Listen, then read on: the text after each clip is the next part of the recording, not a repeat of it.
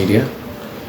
A quick one over wisdom tip in terms of finances and financial control. Well, this message is brought to you today to help you guide and avoid things that withdraws resources from you without your notice. How can you help this? How can you be able to save? How can you be able to set your resources into productivity? Yes, of course, being a Christian or a person that you think you are, you actually need this wisdom guide. And of course, yes, in as much as wisdom is mutually exclusive to foolishness, wisdom is also mutually exclusive to wastefulness. How can you avoid waste? If you want to avoid waste, what are the things that you need to take note of and you need to avoid? Number one is impulse. Impulse, like economically, as you know, impulse is purchasing an item that ordinarily you don't want in that particular time.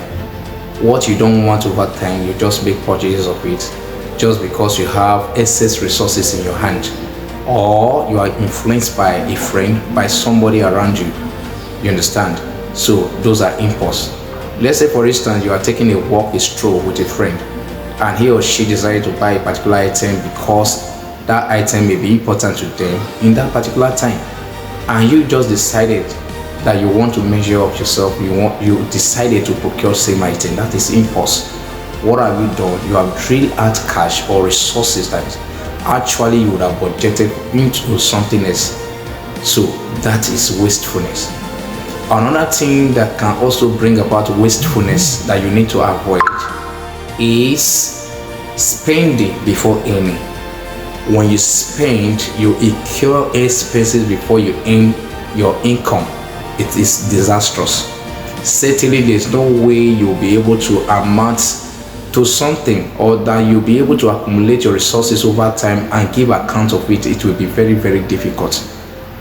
Spending before you earn.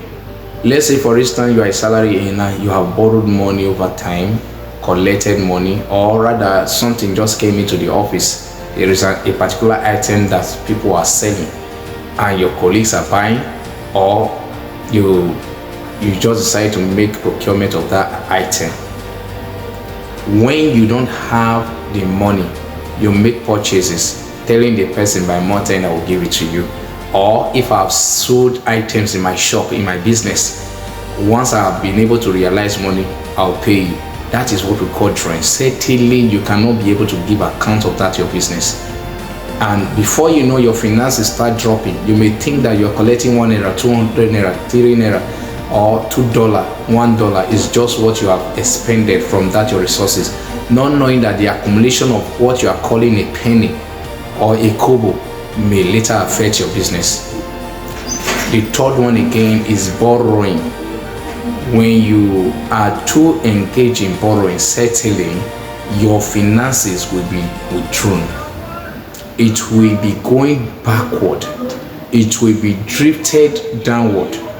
Instead of your finances to be drifting upward, progressing on a daily basis, you are realizing and giving account of the finances, it will now become difficult. Why? You borrow today, and don't forget, whatever you borrow, it may attract interest.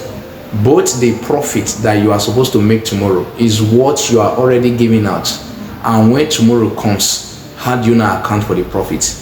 Because your profit now becomes the interest that you are adding, or that is being attached to that money, sum of money that you borrowed. That is why you have to avoid any means of collecting money, of borrowing money online, or whatever means it may, except otherwise you have a leverage from a friend that, oh, take this 2,000, take this 3,000, take this $500, take this $200, use it first, then you later pay me. Such may be considerable. It may be considered. That is only when you know that you are borrowing for investment, not borrowing for consumption. When you borrow that and you use that borrowed sum into consumption, certainly certainly you will not be able to account for that amount that you have borrowed. But when you borrowed for investment, certainly you'll be able to pay back, because you have not only made or gotten the return, gotten that capital that you borrowed, but rather you also yield what we call return, which is the profit that you make from that investment. So this is a quick one for you. I want you to find these 3 factors so interesting. The first one, like we said before, you should avoid impulse consumption, buying what you don't need per time. Avoid it. The second one, we talked about spending before earning. Don't spend before you earn. Don't spend before you make profit. Don't spend before you sell an item. Don't spend before you earn salary. The third one, we say avoid the life of borrowing. Avoid it so that you don't eat your profit today when the profit is supposed to be for tomorrow. Don't eat your today. Don't eat your future in today. God bless you. Remain blessed and the Lord guide you. Do not forget, wisdom is profitable to direct.